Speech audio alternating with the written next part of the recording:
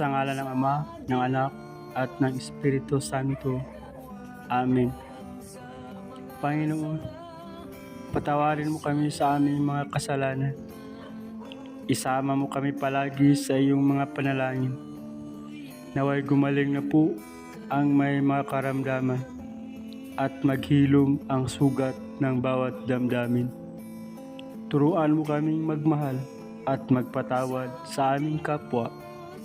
Ang lahat ng ito ay aming inihiling sa ngalan ni Jesus na iyong anak, aming Panginoon.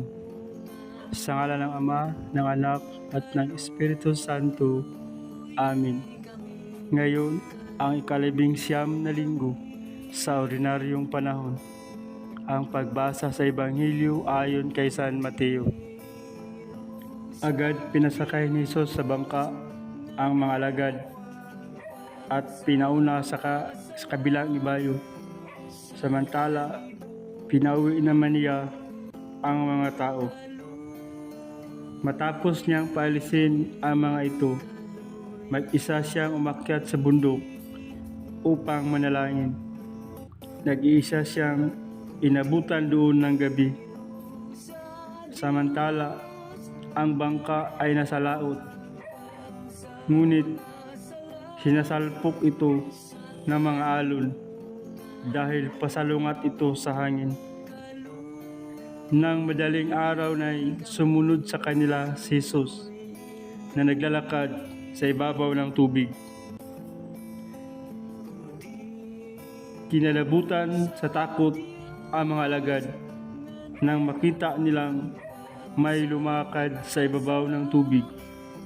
Multo, sigaw nila. Ngunit nagsalita agad si Jesus at sinabi sa kanila, "Huwag kayong matakot, ako ito." Sinabi ni Pedro, "Panginoon, kung talagang ikaw nga iyan, papuntahin mo ako diyan sa kinaroroonan mo sa ibabaw ng tubig." Sumagot siya, "Halika." Mula sa bangka ay lumakad si Pedro sa ibabaw ng tubig papunta kay Jesus. Ngunit nang mapansin niya na may malakas ang hangin, siya ay natakot at nagsimulang lumubog. "Panginoon, sagipin ninyo ako," sigaw niya. Agad siyang hinawakan ni Jesus. "Bakit ka nag-alinlangan? Napakaliit ng iyong pananampalataya," sabi niya kay Pedro. Pagkasakay nila sa bangka, tumigil ang hangin at sinamba siya ng mga nasa bangka. "Tunay nga pong kayo ang anak ng Diyos," sabi nila. Ang Ebanghelyo ng ating Panginoon. Kaluy kami, kaluy kami. Mga kajali, narinig na po natin ang Ebanghelyo ngayong araw. Sabay-sabay po tayong magninilay. Samahan niyo ako. Si Jesus ay pumunta sa bundok upang manalangin. Naway buksan natin ang ating puso at isipan na si Jesus ay totoong Diyos at totoong tao, pero nagawa niya pa ring manalangin. Sana tayo rin bilang isang tao ay ugaliin natin ang manalangin palagi, dahil bawat hakbang, bawat kilos ng ating buhay, andyan ang tukso palagi. Bawat araw, bawat oras, bawat segundo ay pwede tayong matukso.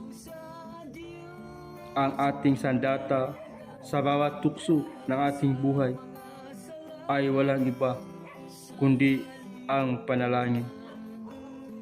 Tandaan, bawat sigalot, bawat tampuhan, walang ibang solusyon kundi ang panalangin. Bawat tighati, bawat kabiguan, bawat karamdaman, walang ibang gamot kundi ang panalangin. Si Jesus ay walang pinipiling lugar, mababundok o mapadagat man. Siya ay palagi nananalangin dahil kinakailangan. Dahil yun ang tanging paraan para makausap niya ang kanyang ama. Tayo rin bilang isang tao, kailangan nating kausapin ang Diyos sa pamamagitan ng panalangin.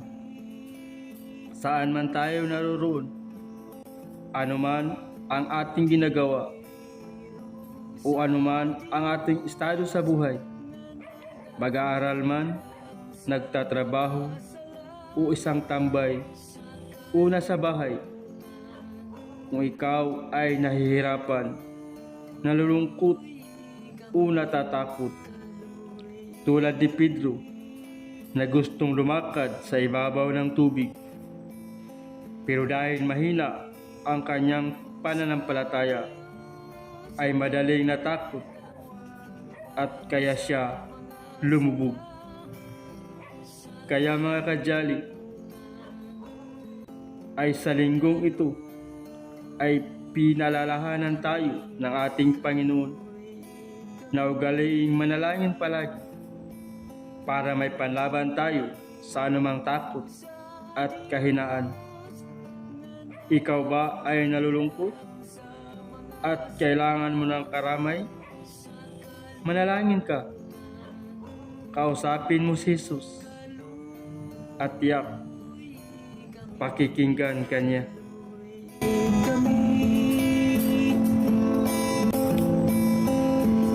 Hello mga kadyali, baka pwedeng pakishare naman po para nang sa ganun marami tayong matulungan na mga kapatid na naghihirapan sa kanilang damdamin at di alam kung ano ang gagawin. Hanggang sa susunod nating talakayan, samahan niyo ako at God bless po sa ating lahat.